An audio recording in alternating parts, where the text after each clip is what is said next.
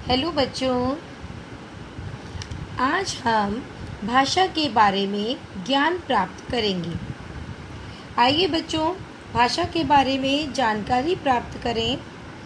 जो कुछ भी हम बोलते या लिखते हैं वह हमारी भाषा होती है। आपस में बातचीत करना भाषा कहलाता है। भाषा मनुष्यों में ही नहीं बल्कि पशु पक्षियों में भी पाई जाती है। हमारे देश में वैसे तो अनेक भाषाएं बोली जाती हैं, पर हमारी राष्ट्रभाषा हिंदी होती है।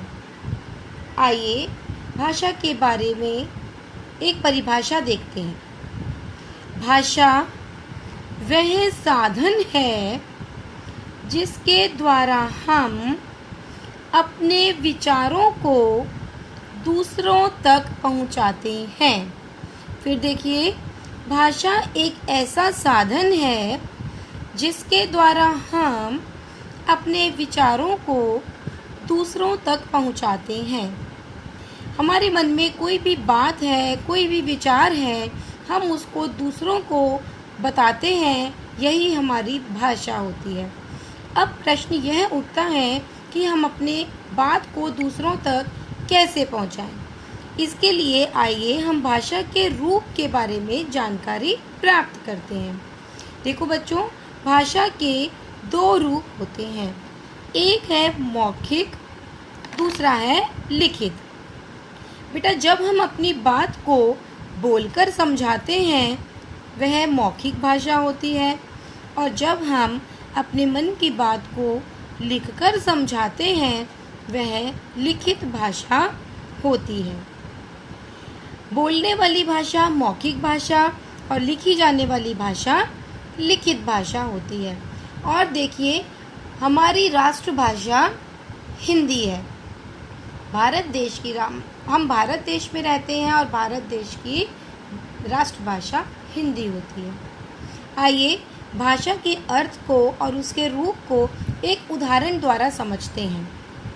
जैसे कक्षा में अध्यापिका आपको पढ़ा रही हैं और वह अपने पाठ को बोलकर समझा रही हैं, तो अध्यापिका की भाषा मौखिक भाषा है, क्योंकि वह बोलकर कक्षा में समझा रही हैं। उसी दौरान आपकी इंचार्ज मैम मानसी मैम कक्षा में प्रवेश करती हैं और वह श्यामपट यानी कि ब्लैक बोर्ड पर 5 क्वेश्चंस लिखती हैं और आपको उनका आंसर लिखने के लिए कहती हैं। तो बताइए, आपकी इंचार्ज मैम मानसी मैम की भाषा कौन सी भाषा हुई? यस, उनकी भाषा लिखित भाषा हुई। वेरी गुड, क्योंकि उन्होंने अपने क्वेश्चंस को बोला नहीं है, ब्लैक बोर्ड पर लिखा है। अभी हमने सीखा था कि लिखी जाने वाली भाषा लिखित भाषा, अध्यापिका की भाषा मौखिक भाषा और मानसी मैम की भाषा लिखित भाषा हुई। Very good. अब आगे नेक्स्ट क्लास में और अन्य उदाहरणों की सहायता से हम भाषा तथा उसके रूप का और अच्छे से अध्ययन करेंगे। गुड, वेरी गुड बच्चों, थैंक यू।